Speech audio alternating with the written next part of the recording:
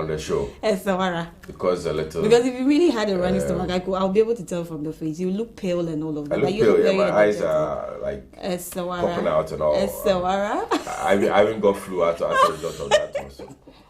It's really, I'm becoming emaciated. Hey, Diego, you know I have videos of you enjoying the meal yesterday. You know we do. I was enjoying. Yeah, you were enjoying. I was eating because I was hungry. Wake up at dawn at 4 a.m. But by 6 na come down. Until we and I just had to. As I'm a boy, I'm a discouragement. Because I'm seeing Bishop around, I'm seeing Bright around, even our producer. Everybody is okay. And then there's a problem because if majority of all those who enjoy the meal, if majority of us are okay, that's actually Bright is saying that he actually be running this donkey. Because so I'm not alone. But Bishop is fine. Precious is fine. And we are alive to see today. We thank God. When we go home today, except we compare Imodium, this is already Nigeria. Because I'm watching the Kobe 4. Let me tell you, sorry about it. I look in my shade and I said my phone. Why are you doing that? Why are you doing that? Why are you so comfortable? Yes. I'm a boy, Crafra. Me flu, my boy, oh, Charlie. The Anika Crammy, dear, but I don't make him come. Praise the Lord. Yeah. Okay. So what can we be able to finish? And tell us what's in the news. Matters arising, you know. Oh, a lot of stories. We have 2 death stories, very unfortunate ones.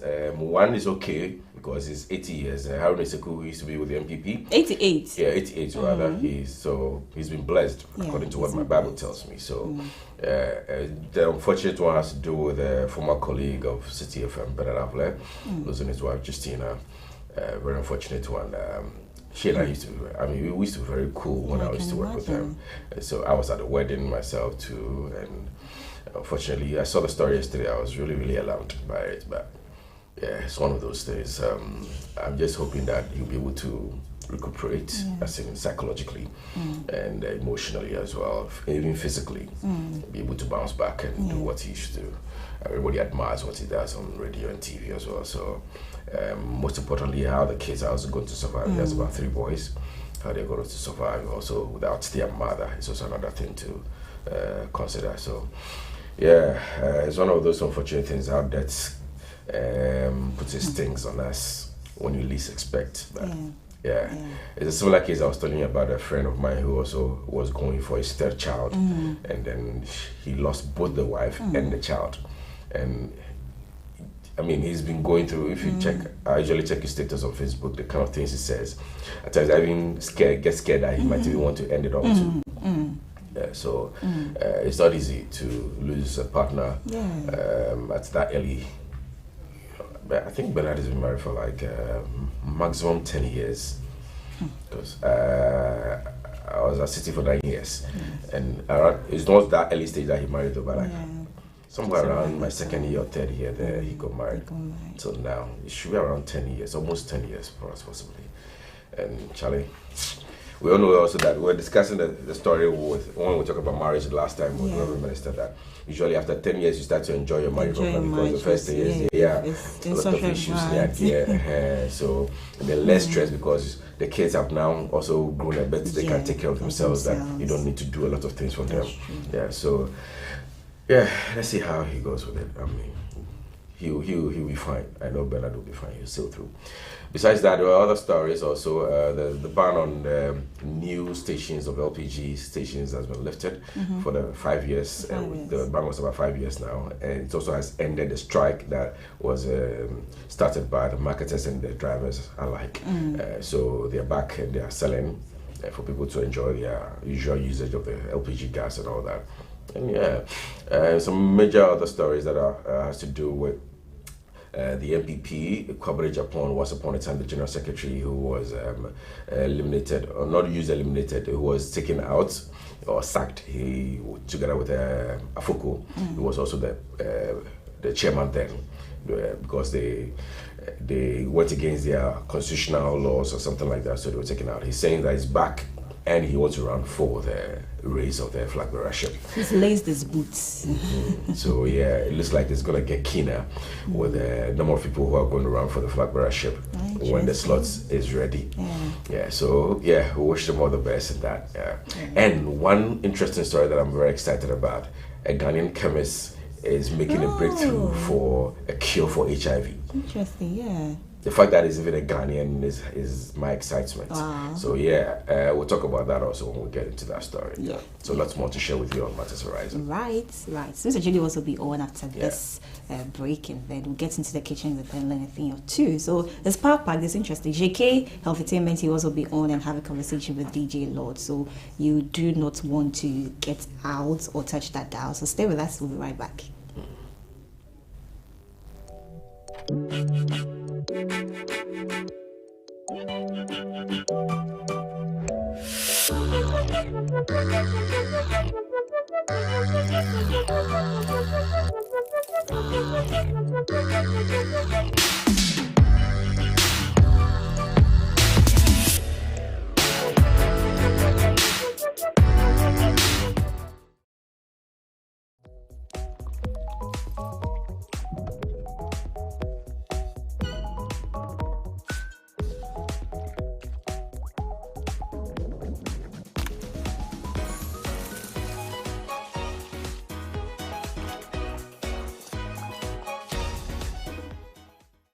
Hello sweet team, welcome back to my channel. This is Sweet Achele.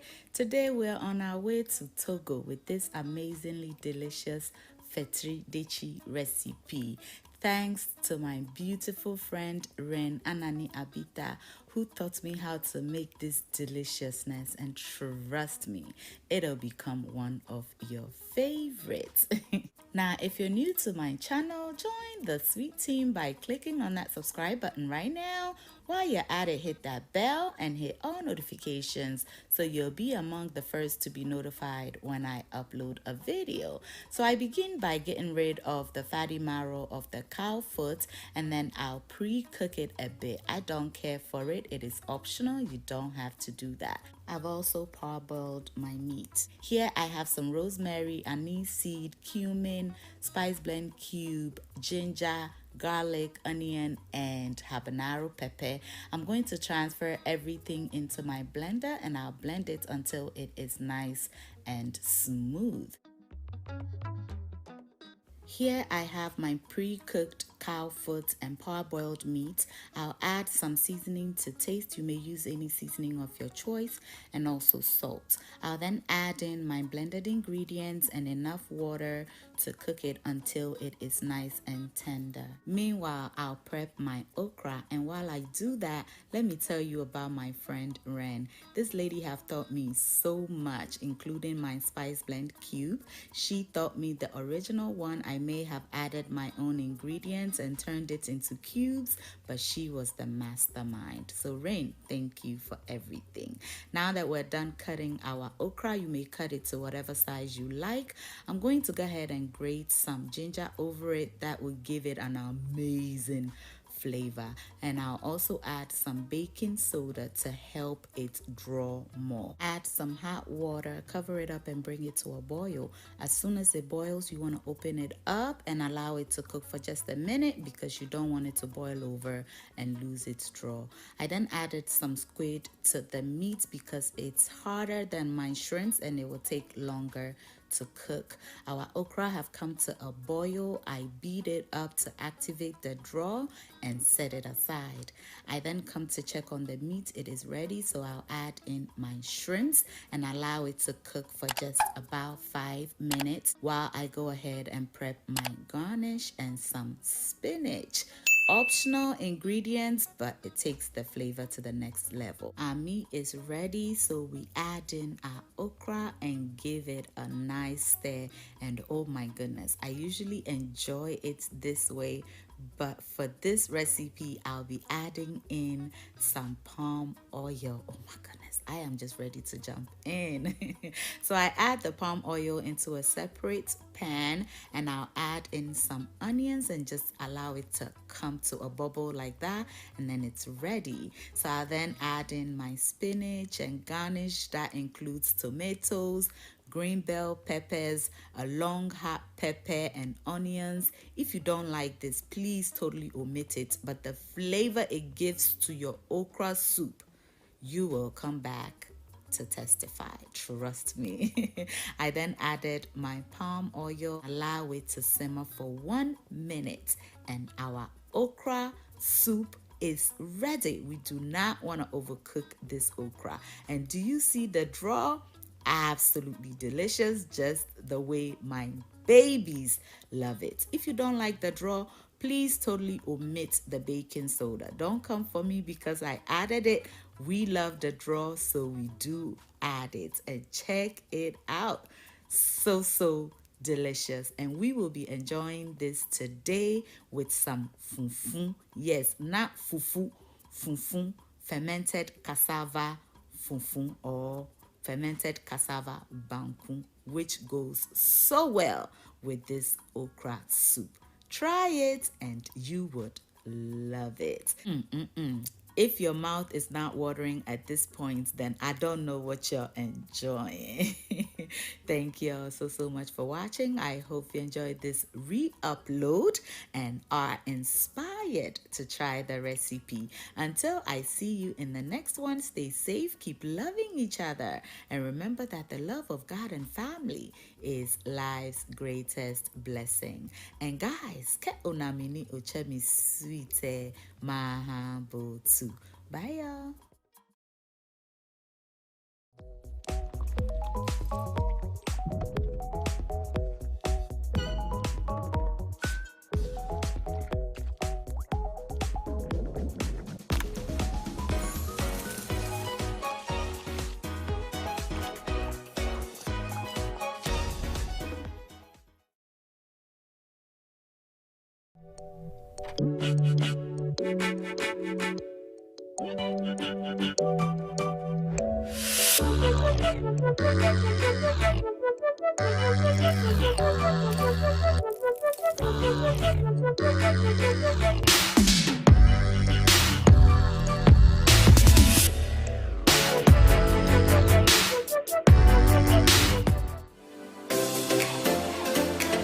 This is Hstv, grateful for your time. Training. Are you creative? Are you willing to learn? Are you interested in the media? Well, Hstv has an opportunity for you. Get training in camera handling, video editing, motion graphics, program presenting, MCR, sound engineering, news reporting, and casting. In Accra to speak to some commercial drivers. Why don't you call these numbers 054 68 33 724 or 0240 300 507.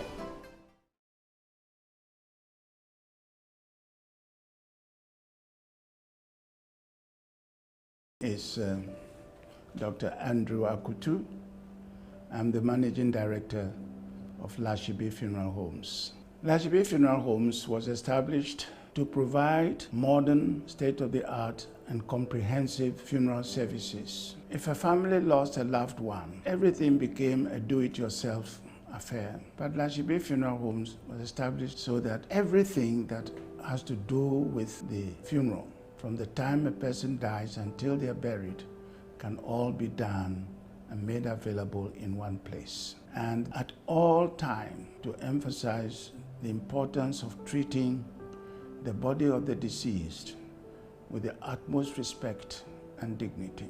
Hstv Funeral Homes provides any and all services that have to do with funerals. Hstv Funeral Homes will recover the body from wherever the death occurred, embalm the body using the most modern techniques. We will keep the body or store the body in our state-of-the-art refrigeration system for as long as the family desires. Nearer the time of the funeral, we will prepare and dress the body up for the funeral. We provide transportation, namely ambulances and hearses to convey the body from one place to the other as the family may wish. We also provide on our premises the services of an interdenominational chapel where the services can be conducted. We also have the only modern crematory in Ghana at the moment, which services not only Ghana but also Côte d'Ivoire. We also have a cemetery, one of the only 2 privately managed cemeteries in Accra at the moment.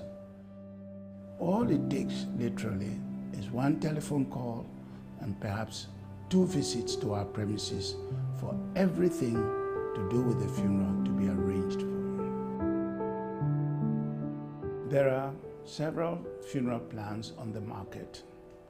Most of them are based on the premise that when the insured person passes away, the insurance company will pay an agreed sum of money to the bereaved family. Often enough, the sum paid to the family may not be sufficient to cover the basic needs the family requires. That is where the Prudential Dignity Plan comes into its own and is significantly different, because what the Prudential Dignity Plan ensures are the services that will be required, so that it does not matter whether 5 years or 10 years after the insurance was taken, those services will be provided regardless of the fact that the costs may have gone up. Once you are insured, your services are covered. It doesn't matter how long before the death occurs. Dignity Farewell Plan from Prudential Life Insurance, in partnership with Hstv Funeral Homes, is providing families with over a decade of experience and peace of mind when it comes to saying goodbye to your loved one.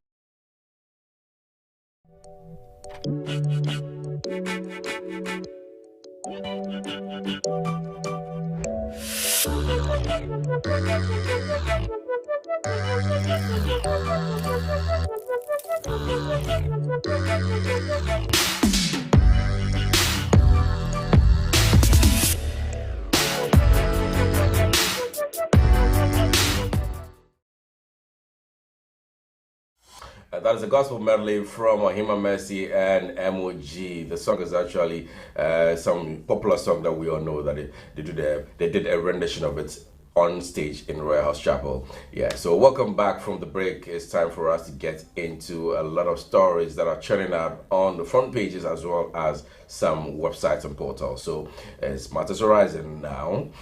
Before we get into that though, we have some birthday shout outs to do as always. So the first one goes out to a very good friend. He was my classmate back in Fansum School.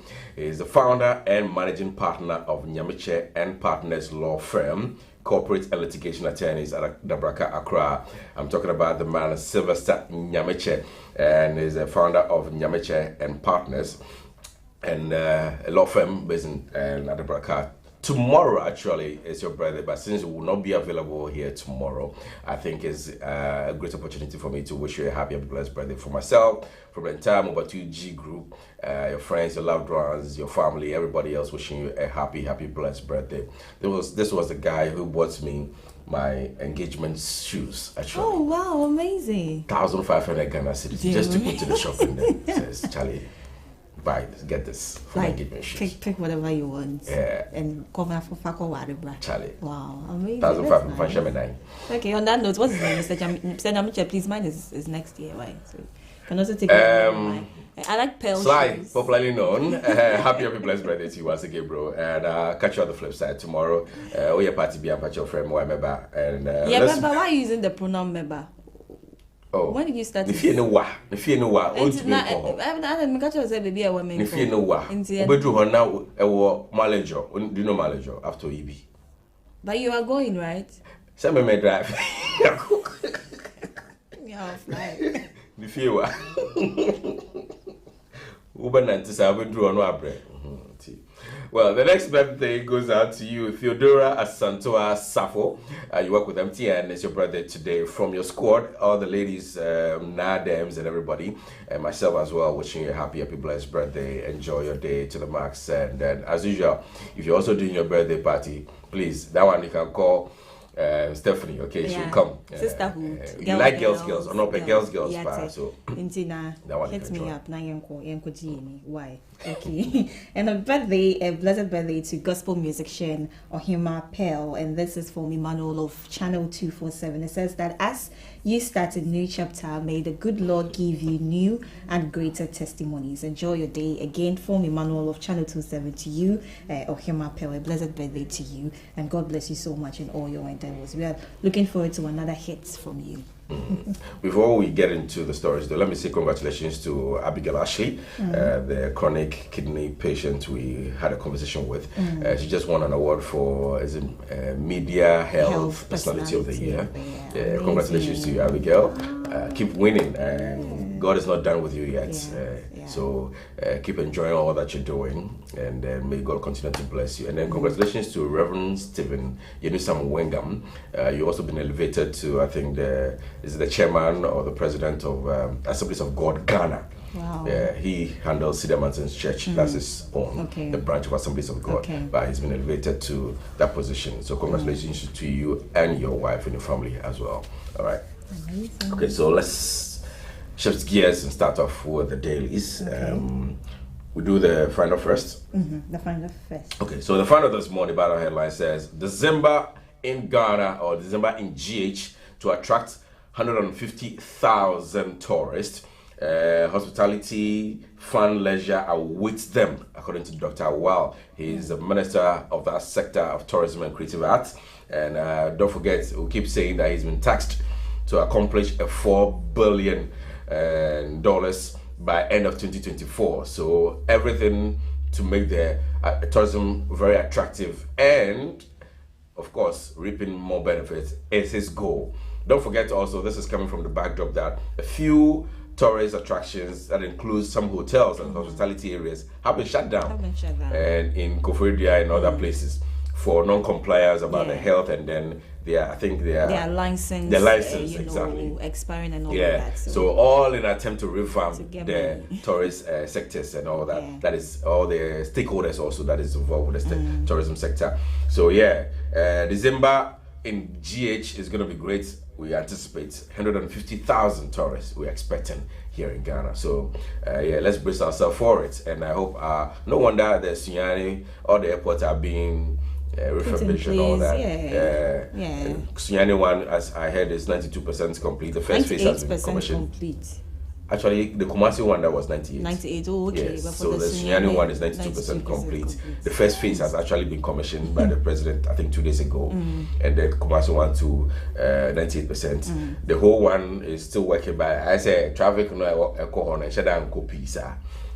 We're told that they're going to build one for people of the central region, but and so they haven't even cut sold yet. So check for that one. But I think Takrady has one. Yes, Takrady has one. I've flown to Takrady before, so but now the rates are quite high. Remember yesterday the story we did? Very high now. In and out, you are doing in and out, you are paying minimum of 1,500 or so. Almost that amount. So it's quite expensive, but don't worry. The tourists for normal band they can pay. Still on the front page of the Finder this morning, the top left corner says our economy will bounce back stronger, according to our president Nana Addo Akufo-Addo. We have the story. Let me get into that. It says our economy will bounce back stronger, and the story says President Nana Addo Akufo-Addo says he is very optimistic that Ghana's economy will bounce back stronger. He said despite the current economic challenges which had compromised the nation's finances, the programs and policies his administration had put in place would return the country to the path of growth and prosperity. Still on the story, speaking in Accra on Thursday, that was yesterday, at this year's Founders Day luncheon, for senior citizens, the president was confident that the can-do spirit of Ghanaian would be employed in efforts to resolve the country's current economic malaise. Since the attainment of independence 65 years ago, we have bemoaned the fact that our nation has not lived up sorry, my bad. Have not lived up to its vast potentials, and countries, especially those in Southeast Asia, such as Korea and Malaysia, which gained their independence at the same time as we did, have outstripped us in terms of development. In spite of the many obstacles that we have had to surmount, including prolonged periods of instability and military rule, fueled by several coups d'etats, one thing I continue to be proud of is the can-do spirit of Ghanaian and our determination not to be backed down by events and allow the circumstances and challenges of today to shape our collective future, he said. President Akufo-Addo stated that government was taking measures including seeking assistance from the International Monetary Fund to support the economy in the short term. The president announced plans by the government to confer national awards on Ghanaians who have distinguished themselves in various fields of endeavor, especially those who are supporting the fight against COVID-19 pandemic. So most of the people in the health sector, and I think there will be some postmortem awards to the doctors who died in the line of duty. Yeah. A few of them died during those very severe times. So yeah, that's a good call. I saw him also dancing with Nana Kunedu Ajima Rollins. Yeah. Somebody says, "Hey, Rollins, wake up and come and see you." Ghanaians. So he can't dance with somebody's wife. She's now even a widower. How do you tell it? Yeah, widow. No, she's a widow. She's a widow. Yeah, she's a widow. Yeah, she's a widow. Yeah, so that is the story with our president talking about the Founders Day we celebrated yesterday. And so yeah, he says he's going to honor certain people, especially those who fought for us or supported us during the COVID times. Back on the front page of the Finder, MPA lifts ban on construction of new LPG stations. I think we have that story also. Yes. So let me also get that quickly and then out of the way. So the story says government has decided to lift the ban it imposed in 2017 on the construction of liquefied petroleum gas LPG stations. The decision was arrived at Cabinet's 35th sitting held to date. That was Wednesday, actually, August 3, 2022. This also follows the ongoing strike by the tankers drivers and LPG marketing companies over the issue. In a statement, the National Petroleum Authority Cabinet has granted a special dispensation to allow completion of the construction of stranded LPG stations across the country. The authority has asked all oil marketing companies and LPG companies to begin processes for approval. We are therefore requesting all OMCs, LPG MCs who were affected by this directive to resubmit the applications to the authority. The statement further added, the Ghana National Tanker Drivers Association has complained about its working conditions and treatment from the authority and bulk oil storage and transportation company. The drivers have also raised concerns with the seals and tracking devices that check the integrity of the fuel in the transportation process. And so that is a story regarding the lifting of the ban of LPG construction LPG stations that basically construct. So yeah, more of them can be constructed henceforth after 5 years. Then the final story on the front page of the paper, Access Bank Ghana records 43% growth in profits before tax. And so yeah, the banks are still making cash in. The return on investment is very high now. So this is even, it says 43% growth in profit before tax. So only tax in the future, 30, 39. They can still make do with a lot of it. So yeah, so that's how the story is making headlines from the Finder. Thanks to Elvis Dark Wednesday. Okay, let's get into Ben Efson's Daily Dispatch. The banner headline says that Ghana's economic management team, I get sad when Bawumia is blamed for our economic woes as head of the economic management team. Who should we blame? And this is from the Minister for Energy. The story I have here says that Minister for Energy and MP for Mensah South, Dr. Matthew Opoku-Prempeh, has said that he feels sad and really troubled whenever he hears people blame Vice President Mahamudu Bawumia for the country's economic woes. In an interview, Dr. Opoku-Prempeh questioned why people should lay blame for the country's woes on the Vice President. According to him, the economic management team is made up of a group of individuals and not an individual affair to be laid at the feet of Dr. Bawumia. The minister also pleaded with Ghanaians to keep faith with the Akufo-Addo administration since they have what it takes to salvage the economy. I mean, when we have a group of people, we have a team, and there's somebody who is at the front line. He actually has to take the bus always stops with the head, and he's the head. So even if Free Akuto is not doing well with every sector, he may blame me on no, because he's the head. I mean, at the end of the day, he's supposed to make sure that things are better. So yes. So despite the fact that he's doing well, this guy was comically calling him what he says.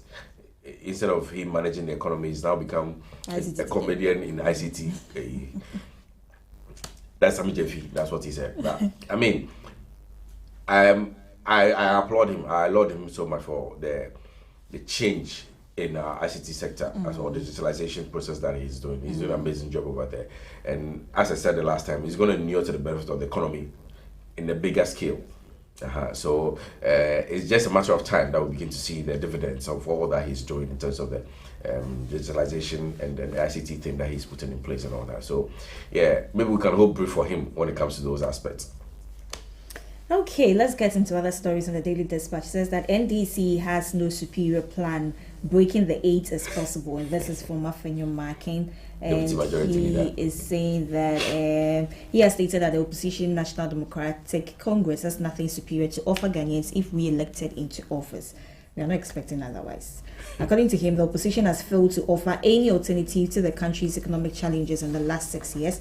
In August 2022 interview with a Grab-based channel, the deputy majority leader indicated that the NDC has rather resorted to launching scathing attacks on the NPP and seeking to capitalize on the economic crunch the country finds itself. Quoting that, I have been asking, the NDC in the last 8 years when they were in office came into opposition. Has anything changed? The same old appointees with their appointer who they want to bring back as the flag bearer. What has changed? Even in 2020 campaign, did they demonstrate that having been in opposition, they are coming with something new? What were some of the policies that even in opposition now have they come out with that will resonate? It's all about let's attack. And this is Afenyo Markin remarking. Afenyo Markin remarking. The legislature added that a government official may be voted against in the upcoming elections, not because NDC is better, but because they Ghanaians feel frustrated. So he's just telling us that in as much as maybe NPP will lose elections in 2024 elections, it's not because NDC is better, but because Ghanaians are frustrated. Okay. Ghanaians are frustrated about. Why didn't you add that part? Frustrated about what exactly? That's frustrated amid the prevailing economic circumstances. Yeah. No, Russia, Ukraine, budget. Yeah, COVID-19. Legendary. To address this, the MP has urged NPP communicators and government appointees to communicate the challenges the government is facing while highlighting the interventions it has made in order to provide some respite to Ghanaians. That's it. Okay, and the last story on the Daily Dispatch, Parliamentary Committee on Education Lords ATP's printing of textbooks. This was about a month ago where they said that the printing of the textbook came out quality and all of that. And the fact that it was Ghanaian or it was a locally made appointed time printing. Yeah, appointed type printing. Yeah. That's interesting. All right. Okay. So away from that, not too far away though. We just mentioned Napo's name, and he's back in the story, defending the judgment debt of $7 billion. So Energy Minister gives full details of the $7 million judgment debt. The Minister of Energy, Dr. Matthew Poku-Prempeh, has fired salvos at the minority in Parliament about their claim of a possible $7 billion judgment debt against Ghana over an impasse between ENI and Vitol and Springfield.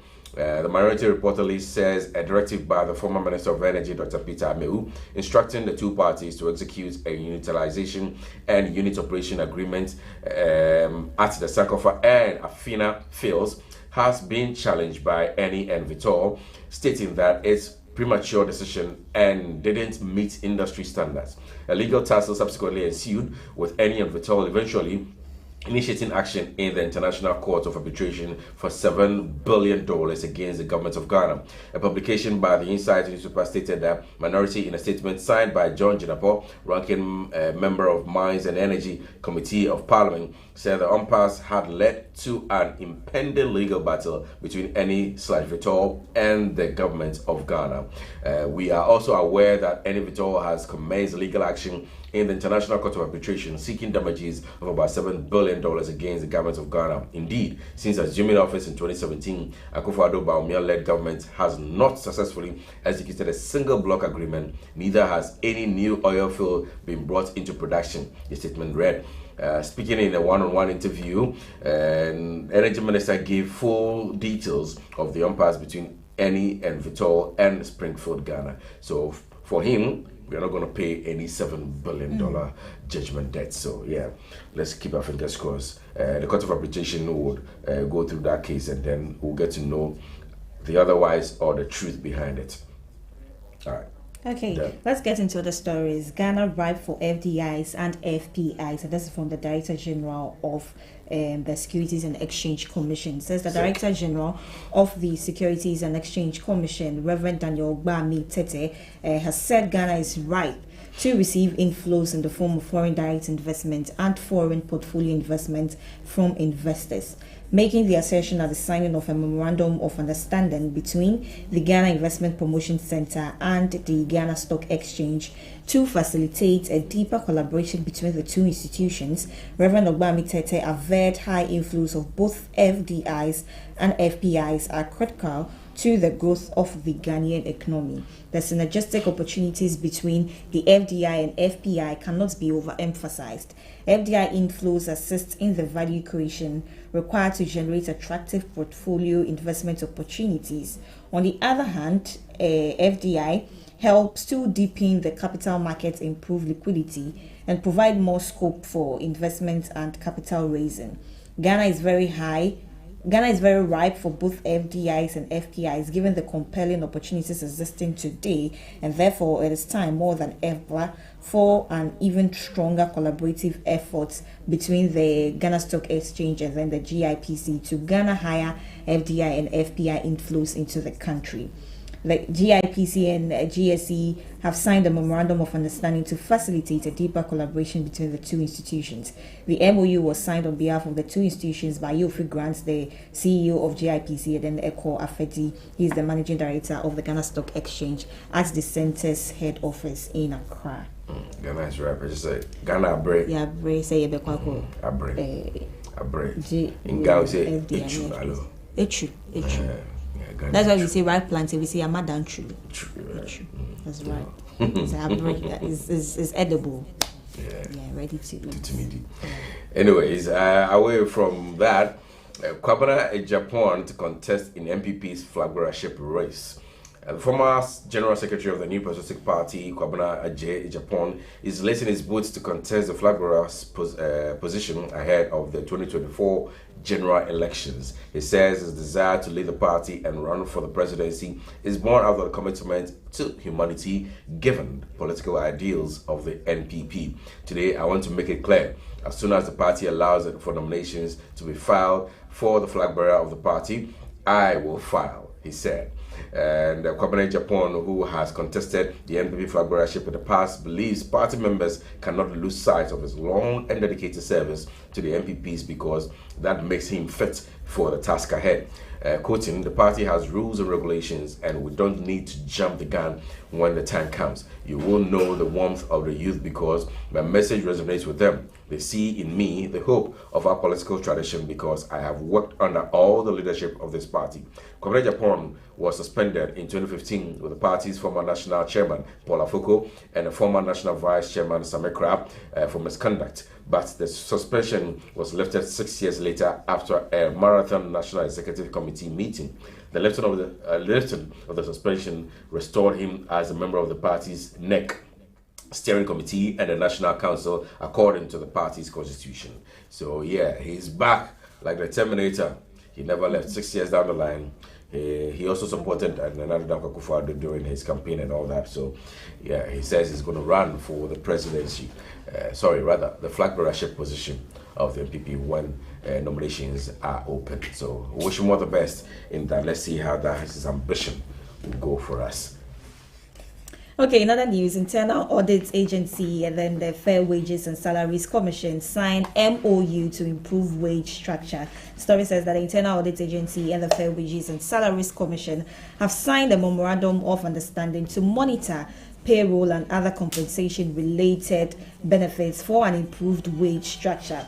The MOU, which was signed in Accra yesterday, will ensure a synergy in the implementation of audit recommendations, research and funding to realize the objectives. Staff of the Internal Audit Agency will be trained to enable them to hold duty bearers accountable and also eliminate names of non-existent staff from the government payroll, non-existent staff, the ghost employees. Both parties will also monitor collective bargaining agreement processes to ensure the efficient use of government resources and accountability by ministries, departments and agencies, including metropolitan, municipal and district assemblies.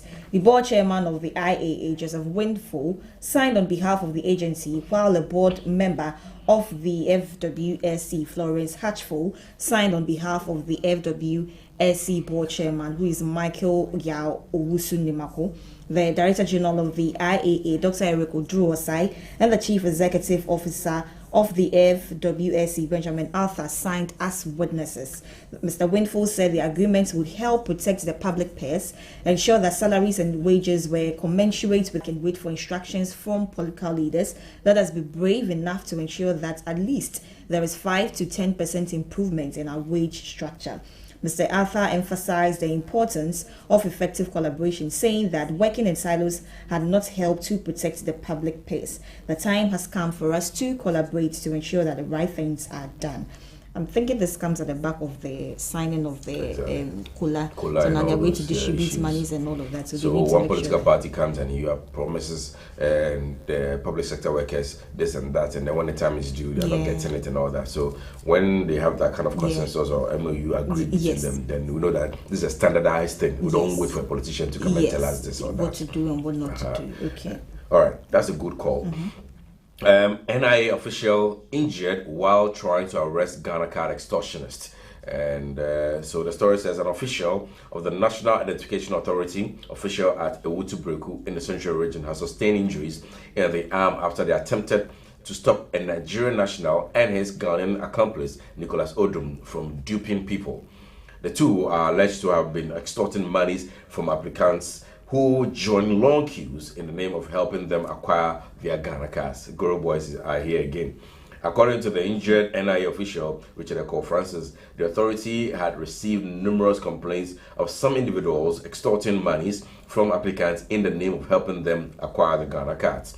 Eko Francis says the individuals demanded between 20 to 50 Ghana cedis from applicants. I only got wind of the activities of these individuals this morning, that they were extorting monies from prospective Ghana card holders in the name of helping them secure the Ghana card, which quickly invited gentlemen and questioned him about their duties over there. So we managed to refund the monies, but in an attempt to hand him over to the police, he pushed me and I hit my hand into a glass substance and sustained injuries, the NIA official, Richard Eko France, told us. The two suspects are currently in the grips of the Ewutu Breku Police Command after the police were called in to arrest them.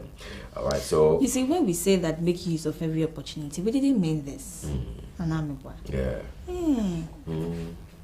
Every opportunity. But everybody takes it differently. Everyone understands it differently. Just like the Bible. Make use of every opportunity. We are not not saying that do something that is illegal. What you're doing should be legal. That is not going to land you somewhere. Now, should you be apprehended, you see what was going to happen to you. How much money are you going to get from people who have joined the long queues? How much? 20, 50. They could stop it. By day. Yeah, if I sign down, just say we are not sign. Say why by day no 20 Ghana cedis. Imagine 20. How many people? Me, I don't think I'll be joining the long queue and then give money from to let's say about 10 people. I really don't. I don't think I can pay that kind of money because I'm in a long queue. Because people do it. No, it's like even how people are going to look at you, because once you pay that kind of money, it means they are going to take you out of the queue. Yeah. or you might still be in the queue. A strategy. But they have to, this is NIA, this is Ghana card registration. They would have to take your pictures of your palm and all of that, right? So relax. So the thing is that or Gigi baby, what you bear 10, 15, okay, even 10 a bear in 200 cities. Or Quano Acosta, whoever is good. So they will just jump the queue. That's the whole idea. Until or I said gentlemen, no negotiations or sorting whoever is going to do that thing. I just hope that once they apprehended, they will also name names of persons of course, officials who are also just like we're talking about yesterday at the passport office. Yes.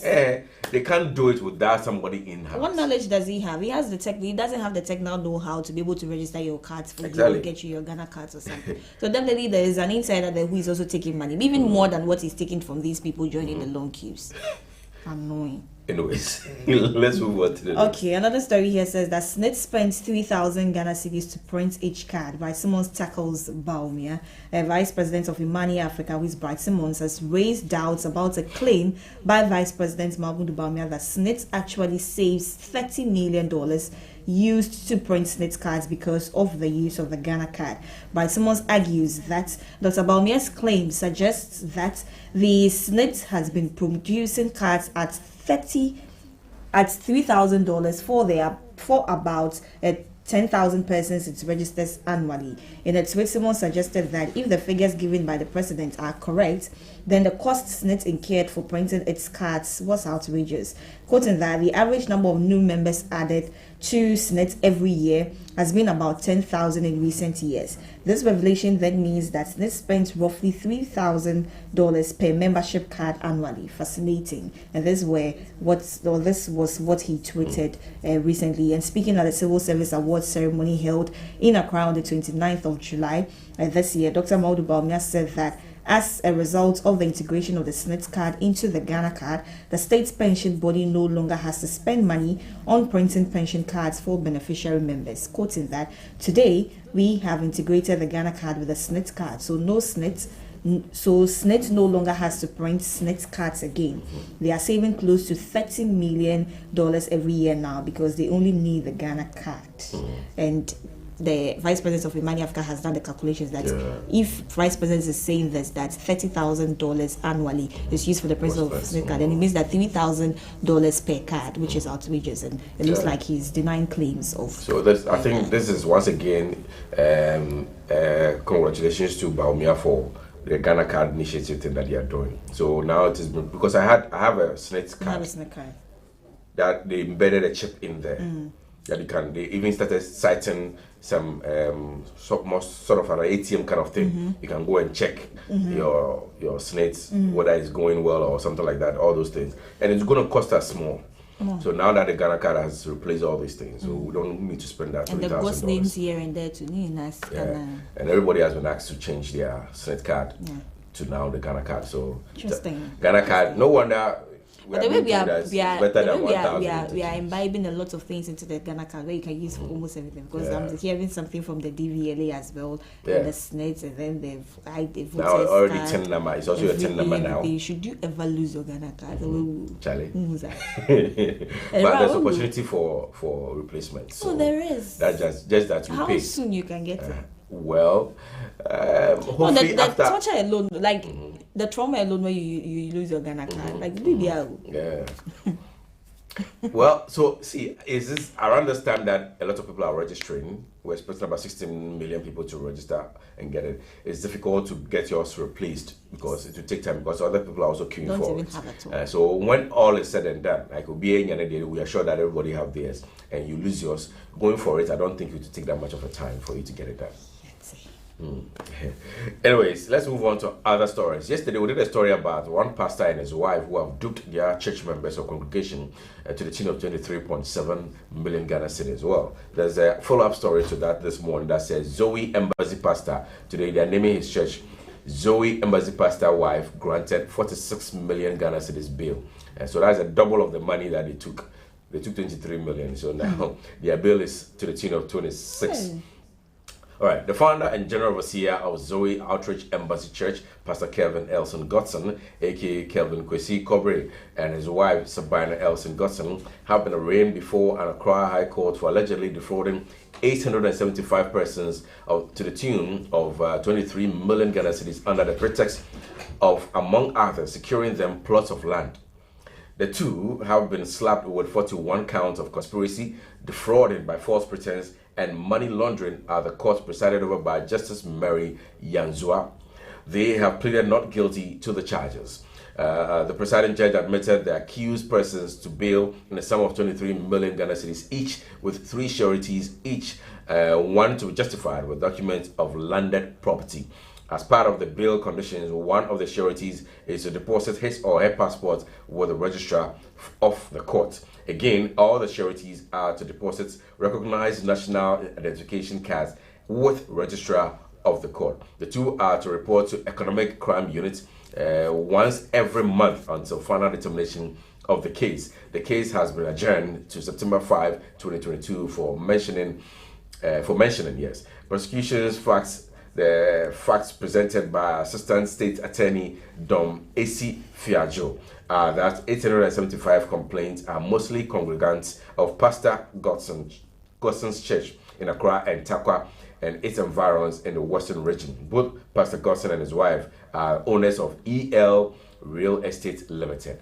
So they decided to diversify some of the church money or something like that into real estate, and they started selling that same land to their congregants, 875 of them. No shame. And unfortunately, it didn't go too well after taking their money. To use the name of God to dupe people. Charlie.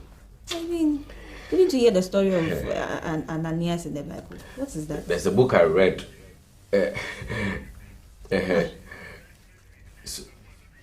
So I read this book by, I think, Idahosa, In the Name of the Church. That's the title.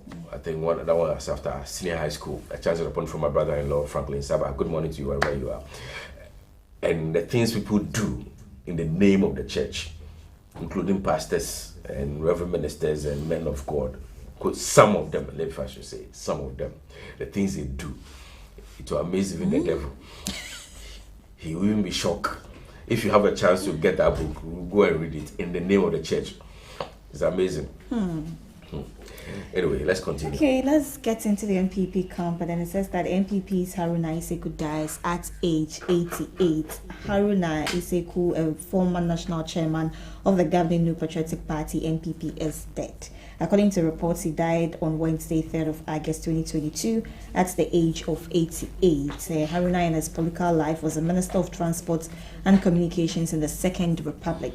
The Iseku family, in a brief statement, as quoted by reporters, says that, quoting, burial and funeral arrangements will be announced later. The late Haruna Iseku was honored with the Order of the Star of Ghana Award by former President John Agyekum Kufuor in 2007. He was married to Janet Iseku, a broadcaster who worked with the Ghana Broadcasting Corporation. The late Haruna Iseku's political career started in 1968 when he was elected by the Ewutus, the Yefutus, the Gumwes and Agones to represent them in the Constituent Assembly during the drafting of the Constitution of the Second Republic. He was the founding member of the Progress Party in 1969 and was elected on the 29th of August that year to be the Member of Parliament for Ewutu Efutu Senya constituency. Haruna Iseku became the youngest cabinet minister in the Busia administration at age 35. He was the Minister for Transport and Communications. At the onset of the Third Republic, he became a founding member of the Popular Front Party and later a member of the steering committee of the party. In 1992, he was a founding member of the NPP and was elected the chairman from 2001 to 2005. From all of us here, we say that may his soul rest in peace, and then our sincere condolences to his family. He died as an octogenarian, and that is a blessing, total blessing. Yeah, I hope I'll get that too. My dad also died as an octogenarian, so I'm hoping to beat that record. He was 82. Wow. Yeah, he beat his father's record. His father was 72. Oh, so he lived 10 years. Maybe I missed him for 10 years in count. Amen. 92. 92. Thank you very Amen. much. But 92 is my bro. Oh, you'll be fine. Praise the Lord. You'll be fine. You'll be good. Cute men like we grow very old. Yeah. Not like the taller ones near the end. So, good morning to you, Joseph Kujo in Cancer. He's also very cute. Hopefully, you grow older. He's a BDM, by the way. See people justifying their Well, heights. still talking about losses. A very unfortunate one that is quite also close or dear to me. News coming in is that the wife of the award-winning journalist and former journalist of the year, Bernard Avle, his wife, is no more. His wife, Justine Avle, is reported by multiple online platforms as having died on the evening of Wednesday, August 3, 2022. Details of exactly what killed her are sketchy, except for the fact that she died after a short illness. Many social media users have expressed their condolences following the shocking news, praying for strength for the journalist. They are said to have been blessed with 4 children. Reports, I know there are 3. I don't know about this report saying there are 4. Bernard Avle is the general manager of City FM and host of the City Breakfast Show on City FM and as well as Point of View show on City TV. Mr. Avle, whenever he's heard talking about his wife on air, always referred to her as his biggest inspiration. Yeah, I remember those days when I used to play Sitting for Jessica on Branch of the City. There's this song that I fell in love with, Refuge by what's this guy's name? Oh, how can I forget his name? The guy who sang the song, John something. Oh God. Is it Ghanaian? Sorry. Ghanaian. No, foreign. John Legend. John Legend. Thank you very much. He did a song. He has this beautiful song titled Refuge. Okay. And that has to happen to be Justine's favorite song also. Anytime I play it, you just send me a message. Charlie, dedicate it to me. Charlie. Anyway, I'll play that song for you, Justine, whenever I have the chance. May your soul rest in peace. And condolences to Bernard, the kids, the entire family. And yeah, that's all I can say for now.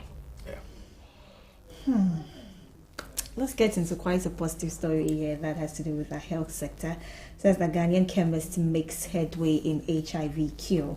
A breakthrough research in drug composition for a more effective treatment of HIV has been made. The research, which was done within 6 years, found new targets in the HIV virus that drugs can be developed in the treatment of the disease. The research was undertaken by a senior lecturer at the Department of Chemistry of the University of Ghana, Dr. Jerry Joe Harrison. According to him, drugs target specific proteins in the virus, and this is one that we never knew, and now that we know, we can use it to develop more effective drugs against HIV. In an interview after a public engagement on the topic, he quoted that chasing an enigma, unmasking the mystery of HIV polyproteins for potential drug development, organized by the School of Physical and Mathematical Sciences of the University of Ghana, Dr. Harrison said the new research found new targets that drug-specific proteins could be developed for the HIV virus. Hitherto, according to Dr. Harrison, this drug target has been found was not known, but with the new research, which was done in the United States of America, drugs can be produced to specifically target the virus in the human body. He said anybody could access the information on the new drug composition, including people in the drug development field, pharmaceutical companies who are interested in developing HIV drugs, and individuals who want to explore and understand how the virus reproduces itself at no cost. Most of the experimental work of the research, which he said was sponsored by the National Institute of Health, USA, was done in the USA and finalized in Ghana. So that's the story, very positive, and we're so proud of our Ghanaian chemists making headway in HIV cure. We're so proud. All right. Moving on to other stories. Are you okay? Yeah. It's just I'm just thinking about Justin again, unfortunately. So sorry. Portions of Flower Pot Spintex Road to be blocked from Friday, that is today, by the way. So motorists who ply the Flower Pots roundabout on the Spintex stretch to the motorway will, from Friday, that is 5th August, experience some interruption in traffic flow on that road. According to the Department of Urban Roads, there will be an alteration of the vehicular movement on the stretch to pave way for the construction of an overpass in the area. The acting director of the Department of Urban Roads, Engineer James Amu Godfield, in a statement, urged all road users to follow traffic management measures that were put in place. So there's a presser they sent to that effect, titled public announcement, alteration of movement from the flower pot roundabout motorway.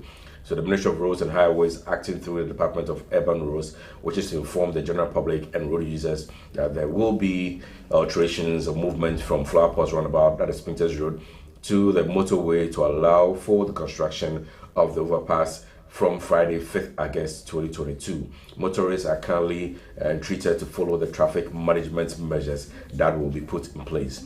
Any inconveniences caused is deeply regretted. Signed by Engineer J.O. Amu Godfrey, Acting Director. So please take note of that. If you apply that route, maybe you want to find another route. I think possibly the Beach Road will be an alternative if you don't want to get into that. And those who use the Mahama road, that is the newly constructed one that leads you to Mahama roundabout. Yeah. So that's it. I think that's all. That's all for Matters Arising. So we are going to take a quick 10, and then when we come back, Precious Azuma, the sports scholars, will give you the latest in the world of sports. We'll be back.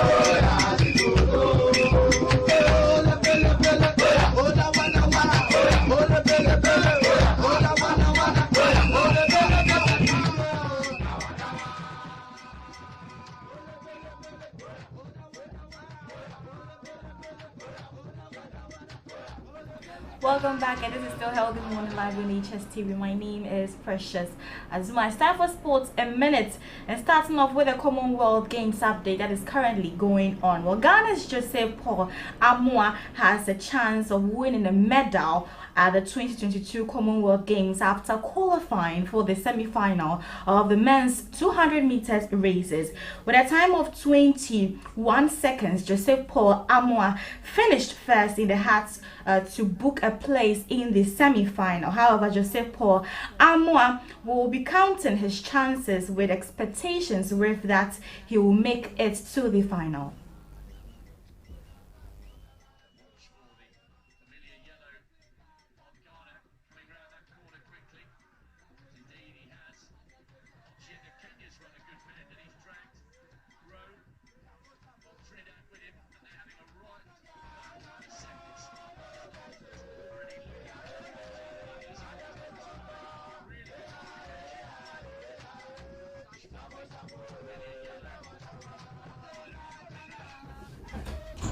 Now let's stay a bit longer on the Commonwealth Games that is currently going on. Track and field athlete Abdul Rashid has expressed delight with his Commonwealth debut, which saw him finish third in the heat second of the 200 meters event. It was one of the first time Abdul Rashid was racing in the event since 2019 at the Africa Junior Championship, where his time of 22 seconds left him fifth in the heat. But the 20-year-old 100-meter specialist set a new personal best of 21 seconds and is excited with his progress. He stated, "I'm feeling so good and very proud of what I have gone out there to do. I haven't been training for the 200 meters, always concentrated on the 100 meters, and I thought I was coming to race in only the 100 meters and 4x100 meters, but I didn't get the chance to enter those events, only the 200 meters, so I just accepted it and do my best."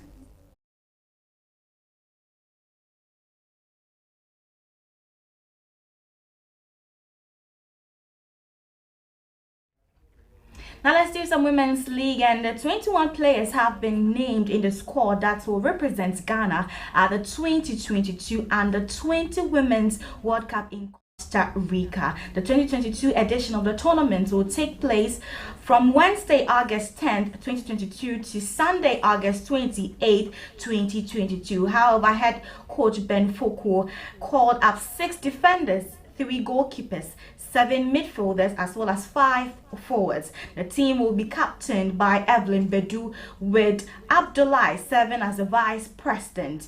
Wadu Adoris, Jafaru Rama, and Cecilia, as well as Susie, Sharon Estinam, as well as Samson and Owusu Jacqueline, have all earned a spot in the team for the competition.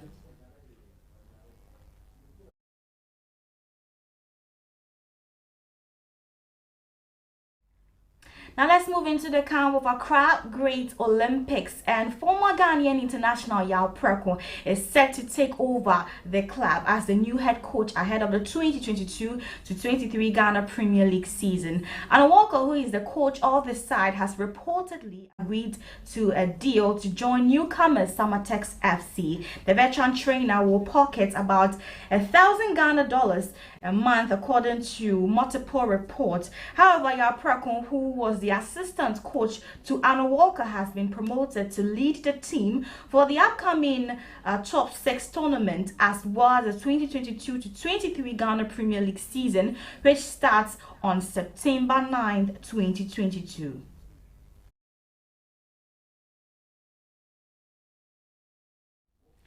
Now let's wrap up with some European stories, and Renato Sanchez has signed a 5-year contract with French champions Paris Saint-Germain until 2027. The 24-year-old Portugal midfielder joins the Parisians from Lille, where he won the Ligue 1 title in 2020-21.